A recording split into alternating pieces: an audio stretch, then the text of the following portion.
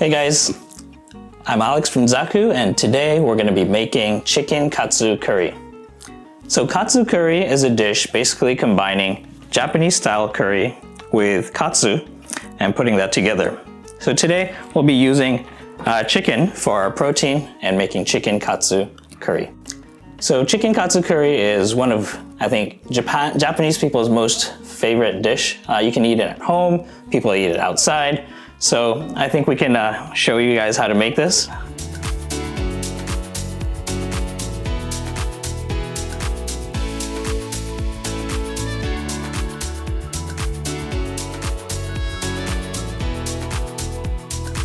So let's talk about our ingredients today. So there's two parts, as I mentioned. There's the curry and there's the chicken katsu. So starting off with the curry, we have some aromatics, we have some garlic and ginger, right? Onions, carrots, and potatoes. We have some curry powder, garam masala, and cardamom powder. And we have some tomatoes, right? Canned tomatoes, right? You can use fresh ones, but today we're going to use canned ones. And if you're using these pre-made roux, you want to blend two different kinds. So today we have the golden curry and the Vermont curry. All right, moving on to our chicken katsu. Today we're using 2 chicken breasts. And we have some flour and panko, and obviously some eggs, and we'll be frying them using a frying pan later. So this is the Zaku Santoku knife, right, made with VG10 steel, really durable. You can really see the Damascus patterns here, which also adds to the durability of the knife. It's got the tsuchime patterns here, right, which are dimples. So when you cut vegetables and things like that, they don't stick. And overall impression of this knife, personally, is that it's, right, it is a santoku, but it really is versatile. It gives about an 18 centimeter blade. It's got a little weight to it, both on the grip and also on the blade itself, right? So it's not light. You feel like you can really go through hard vegetables, big meats with no problems. Sharpness obviously is not an issue. And yeah, I feel like I can use this for anything. Home cooking, I think chefs could even use this as well. So highly recommended. You can also see the ebony handle, right? Really dark, chic color with the handle as well. The octagonal shape. I think it's good for many types of grips. So yeah, highly recommended. Check it out. So let's do the slicing.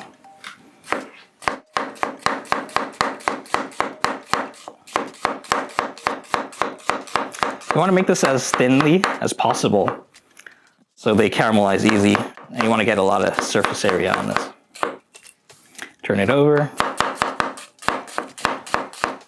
So we're going to use something called a rangiri cut, right? It's kind of a randomized cut, but you want chunky pieces. So you kind of turn them 90 degrees into bite-sized pieces, kind of like this.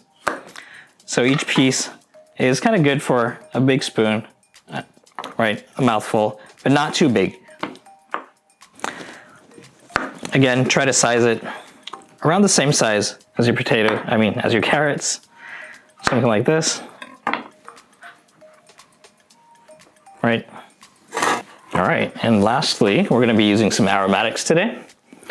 So ginger and garlic. You don't need a whole lot unless you really want some punch.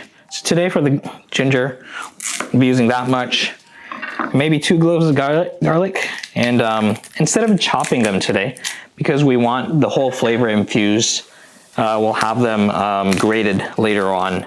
So I'll just have them ready to peel. One easy way when you want to peel garlic is you just drop the bottom here and do a little push. We'll take the skin right off. Very easy way to peel them. And for the ginger, you can just slice them like this, right? Take off the skin, or you can even use a spoon to actually scrape it off. It's actually a safer way. Whichever way you like. This is just a little bit faster. And onions really do kind of melt down anyways. So we'll add this on later to our curry. And we can save this half onion for another dish, another time.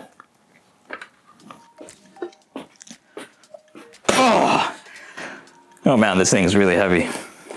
All right, well, we'll be using our really durable stall pan to make our curry today. So again, we're gonna start off by sauteing our really thinly sliced onions, right? And as I mentioned earlier, we want to kind of caramelize these, and having that little extra caramelization will add a lot of depth to our curry, okay? So let's turn the heat on. And for our oil today, we're just using regular vegetable oil. But again, you can use any type of oil. Like you could use olive oil, you could use butter if you want, right? Butter tends to make your dishes a little bit more rich. Today I'm using just a simple oil because we're adding chicken katsu to our curry later, and it just generally tends to be a heavier dish. So I think our curry could be on the lighter end today, and that's the idea behind it.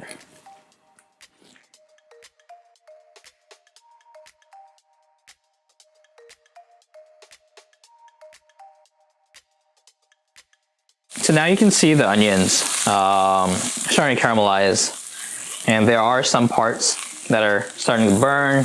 Maybe some pieces will stick to the pan, right? Because there's not enough moisture in there. So if you feel that your onions are starting to burn, don't feel shy to add a little bit of water, right? Over here. This will help deglaze the pan and get that good umami, right? The burnt umami off the pan. So yeah, instead of adding oil, right, which makes your onions too heavy, right, just add a little water here and there, and I think we're almost there.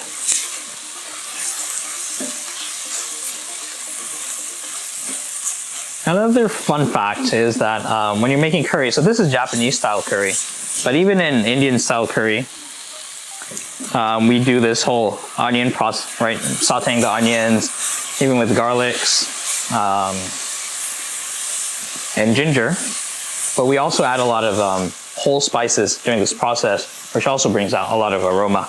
But again, today we're going for the classic Japanese style, so I think we're just good with the onions.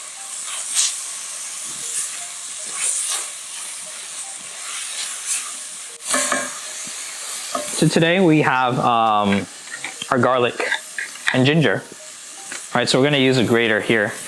And the reason why I don't chop them up is because grating brings out more of the flavor, right? Because the particles just get smaller. So if we can just add all that in here directly and give it a little saute, I think that'd be nice. And if you really like the garlic, right, don't be shy. Add whatever amount you want. We're gonna go with 2 big cloves today. I think once that's all mixed well, we can add our vegetables in here. Okay, starting off with the carrots. And the potatoes. All right.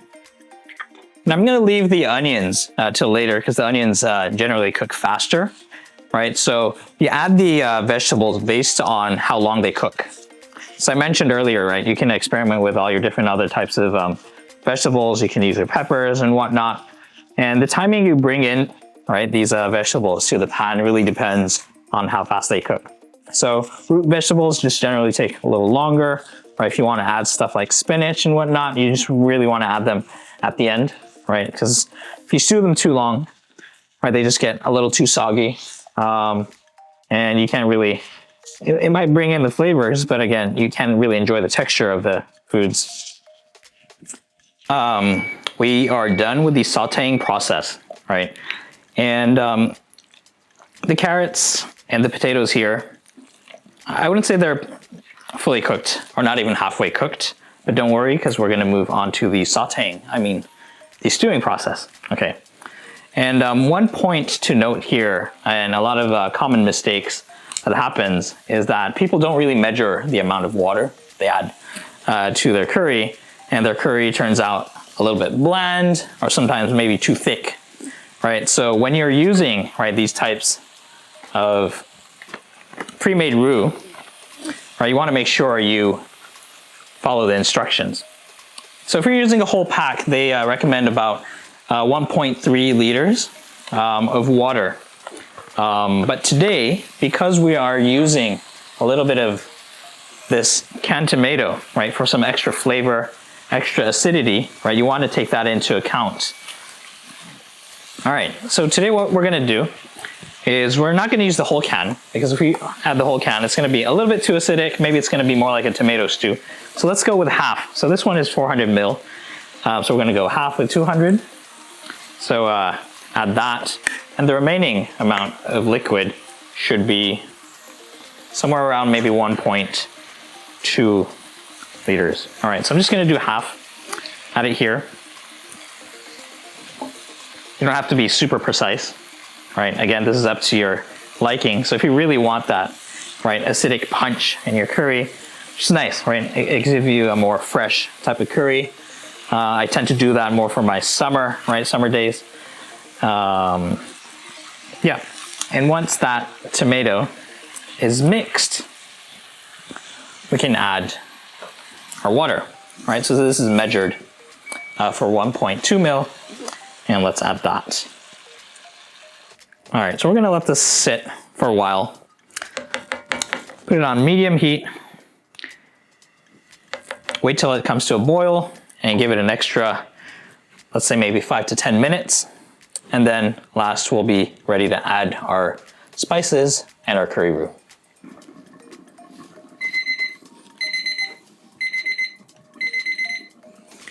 All right, so it's been about 10 minutes on a low simmer, and I can really smell all the aromatics, tomatoes, everything coming together.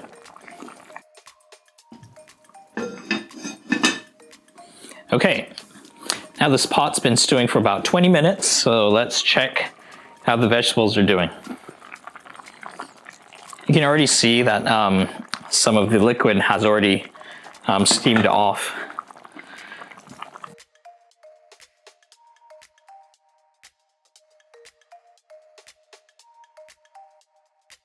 And basically you want to keep the pot on low heat, or even some people even turn them off, because once you add these, it's really easy to burn.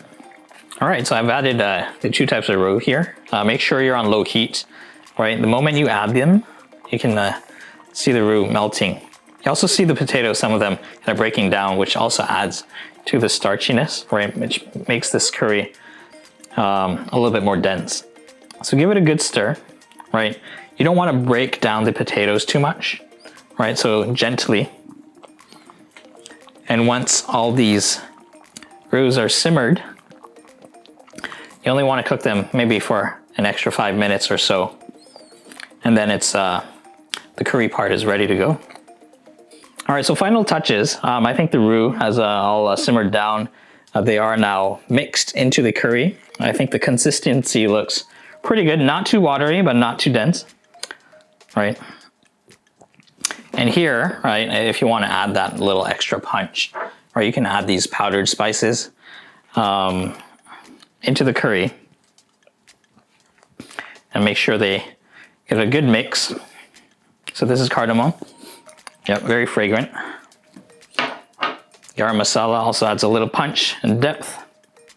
Right, if you want more chilies, if you want more spice, obviously you can add some chilies, cayenne, right, everything you want. Again, you're free to experiment, right, and make your own version of your curry, right? And when you heat the spices, right, it really brings the aromas up. But if you heat them too much, right, again, the aroma dies. So you kind of want to add it to the end to really elevate your dish. All right, so here, heat is already off. And I think we're done with the curry part. So let's move on now to our chicken katsu. So today, I've chosen chicken breast meat over here, but you are free to use, right, whether it's chicken thighs or even pork loin, which is I think of a more standard choice in Japan. But I think chicken breast is the most accessible. But I also think it matches katsu curry more, in my personal opinion, because it has that lean, good flavor and really brings out the curry. So I've chosen that chicken breast. So in Japan, right, chicken breast generally comes with the skin on. If you like the skin, you can keep it on, but if you don't, feel free to take it off, right? And also this extra membrane, you just want to pull it off and cut off, so you can get a clean loin here. And from this one loin, I think if you're having this as a main dish, it's okay. Because it's a topping today, I feel it's a little bit too heavy. So we're gonna actually make this into 2 pieces. And the breast comes with the thick end and a little bit more thinner end. But we wanna kinda even this out. So maybe cut it here, maybe 1/3 the way here. That'll be one cut. The second cut will be here. And yeah, this looks like a solid loin. But this one is a little too thick. So what we want to do here is we're going to actually tenderize, right? And punch this down so it becomes a little bit more even, same cut as the other one. Okay. I'm going to use some plastic wrap over here. So when you're actually punching the chicken, right, all the chicken juices don't fly all over the place, right? And you can tenderize this. So now we're gonna salt them.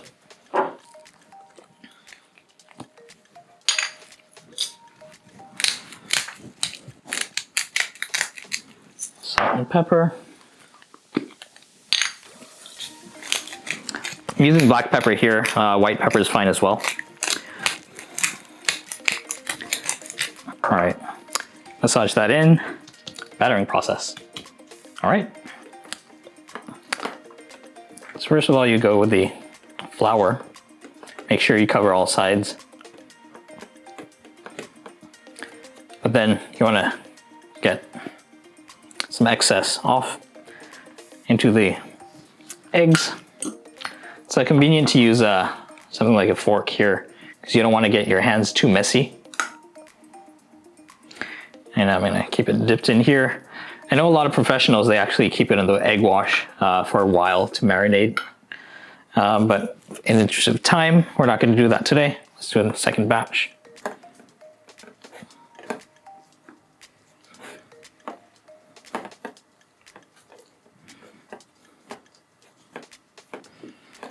Get that flour off. Get a little pat into the egg. Make sure you cover. If you really want a thick crust with some crunchy panko, you can actually go back and forth between the flour and the egg to make that batter thicker.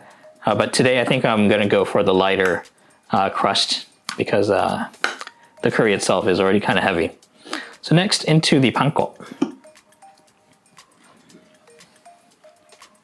There we go. And here, you really want to make sure the panko sticks to the chicken.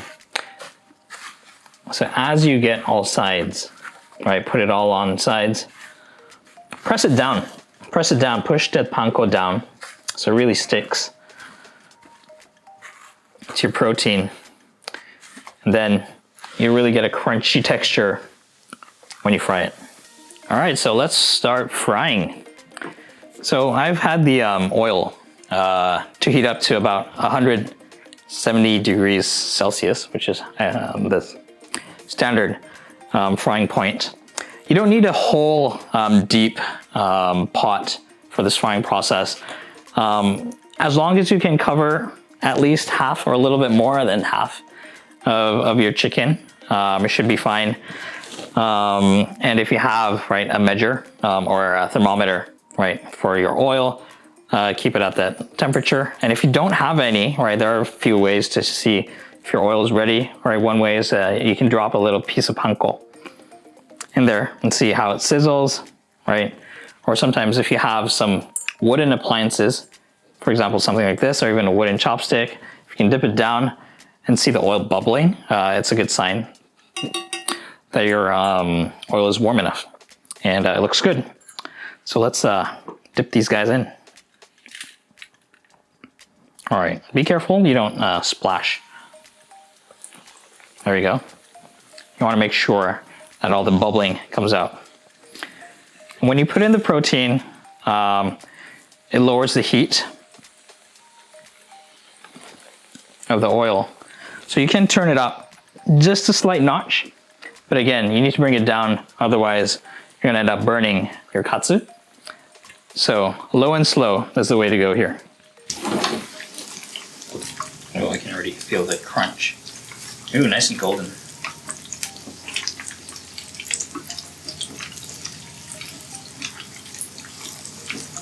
And you can see that the crust is golden brown. You can also kind of push on the protein, see it's cooked. Right, you don't want to overcook it, but definitely not undercook your chicken. So this looks really good. So I'm going to start taking it out.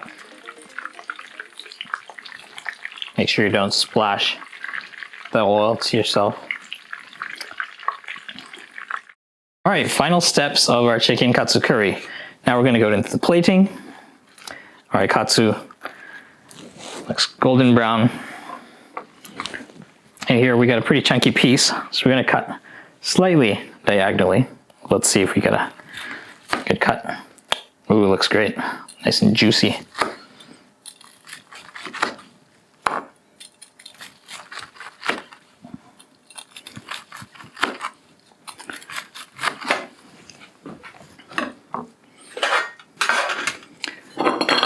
And we have our rice here. So we can plate that katsu on top of the rice in the middle. Now, how does that look?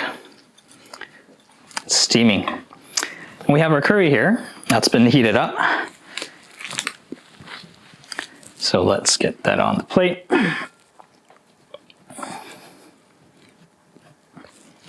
Oh, that smells amazing as well. Give it one last stir.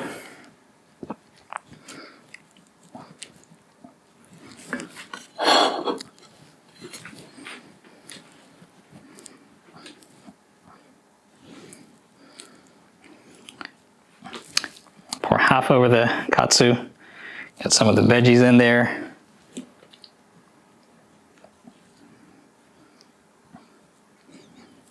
Oh yeah. And there you have it. Chicken katsu curry.